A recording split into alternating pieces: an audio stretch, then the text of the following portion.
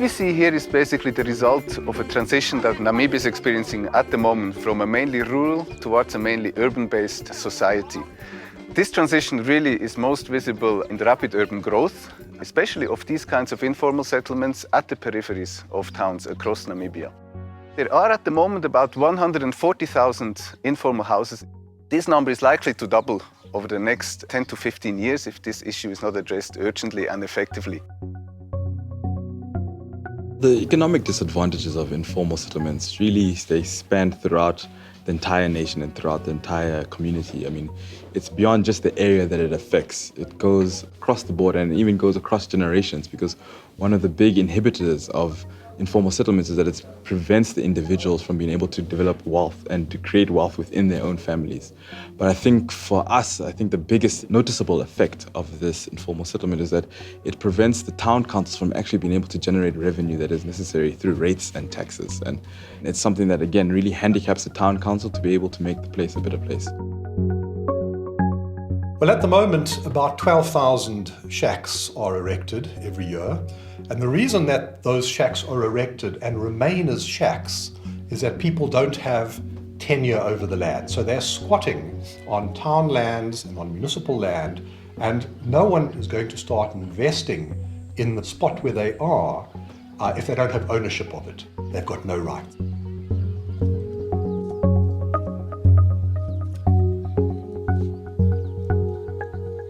Natufa kutunga mangane dopi no shitivali ipereko ipunga kulundulula ngenge nando kwatu ayikufapo todulu kuikufapo nupu una toka tunga ne nande kuma ufa mutungo makuma ilingonga osha shipaife tatu upungo nuju ya shopa tolika pelina na se kapna pamangurukana na ale langashi kakala penya tulinale ya opyaka jota didika o me ano lusheno nutoire tabat pakaraka atuna shashi nge kuna me ave kuna lusheno pumbo shiju no kwendo fikota tiro kwendo nyangala mwenye ukala molumo shipeleko ilingonga oshashi fimbolu upsu mwapopsala nengono ne fimbolu talala omwatala nengono ilinga pokatinga. Development Workshop Namibia and Namibian Chamber of Environment provide local authorities with assistance to provide low-cost land for housing. That concept really evolved out of that research we did for the book on informal settlements. We came across many local authorities in Namibia that provide land for low-cost housing as a very effective measure to try to prevent informal settlement growth. Now, as we started learning more and more about these sometimes small, sometimes bigger scale initiatives, we thought, no, this really is an approach that we can really fully support from a civil society point of view. So we started contacting different local authorities to explore this kind of support. So that really is how the program developed. This project is very significant for the town of Oshakati. First of all, Development Workshop Namibia is one of our partners. They are contributing towards the development of Oshakati.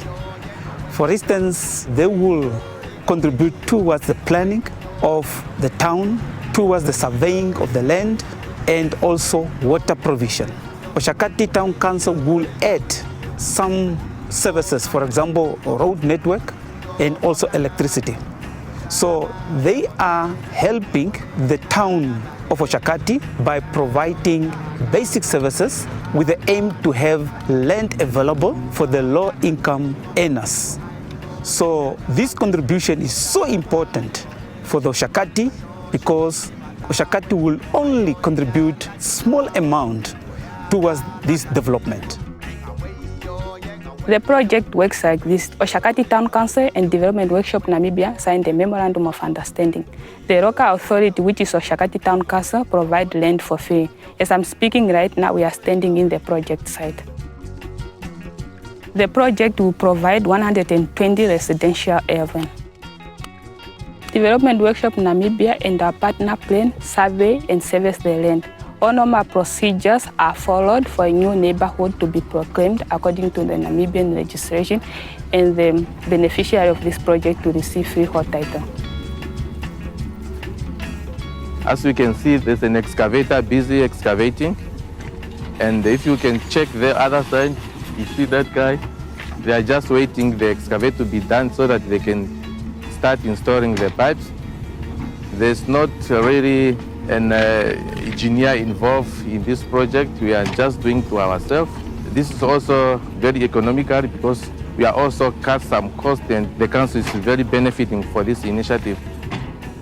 Water is a basic commodity. You know, if you want to resettle people to a certain place, first I think you have to put up the basic services, and water is one of them. As we can see here, we are starting with water. As we can see that it's the basic commodity, then others can be followed. This project, we are very much excited about it, and we want to expedite this process so that we can finish within a short period of time so that the beneficiary can resettle to their places. Yeah, the project is very important for us because it will address the residential for low-cost earners. We designed it for those specific people that are having low income, and it have never been a project in our town and maybe also in Namibia.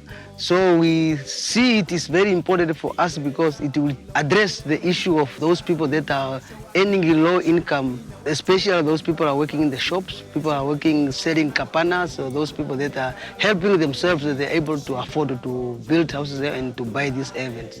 So we are going to change the life of people. So there will be people that are going to have properties, there will be people that are going to have ownership, the people are going to live in this area with happiness and with all the services that are going to be provided here. The plot cost between 10 to 15,000 Namibian dollars. The costs are so low for two reasons. Number one, the service provider are providing their services at a minimal fees. Number two, only minimal services are provided, such as domestic water connection and access road. As the new settlements are developed with street layout, local authority can easily upgrade the settlement with services over the years. Development Workshop Namibia provided local authority with the design of electricity and sewer to make it easy for local authority to upgrade the settlements over the years. At this moment, the project is not making provision for sanitation system, but plot owners are then allowed to build their own on-site sanitation system. This could be one of the demonstration systems that were built by Development Workshop Namibia early this year, or any other approved sanitation system by Town Council. Experiences across Namibia and in regions shows that once people receive land with tenure security, people start building their own houses with bricks, even if it's done incrementally over a period of time. Low-income people can't afford to buy a house that costs more than 100,000 because they can't even receive loans from the bank or subsidies from the government. The easiest way is just to give people land with tenure securities to build their houses at their own pace. The approach is very simple and resonates the needs and the experiences across local authorities in Namibia. So many towns in Namibia have shown interest to participate in our project, but currently our project is implemented in Oshakati, Okahao, Karibib. We are trying to curb an issue of mushrooming of informal settlement in the town, particularly the Kambashus and so forth, the squatter settlements. So council has decided to establish a formal reception area where we can then provide partially serviced residential properties where the low-income earners can then develop their housing units incrementally. It's just the passions, really, and the commitment we are seeing from the stakeholders who are involved in terms of making this particular project a great success. And the effort which goes into this particular project will definitely yield some fruitful result at the end of the day, for the purpose for the community to benefit. It just resonates all the values that RMB stands for. It's a holistic approach, and it's really about this owner-manager culture that allows you to actually own the solution.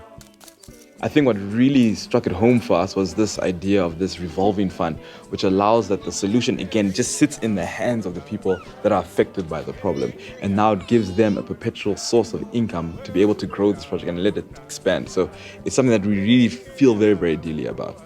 We all aim to support government and local authority efforts to provide affordable land and housing to all communities in all areas. And we are proud to be part of this project. We can turn this problem around. We can really turn it around to the extent where we just see a continual decline of shacks in the country and a continual growth of proper, decent housing where people can have respect and be proud of where they're going. I would like also to urge other towns to approach Development Workshop of Namibia to have partnership with this NGO so that we can at least minimize the unavailability of land in the country. Because this NGO, DWN, would basically uplift the standard living of the informal settlements.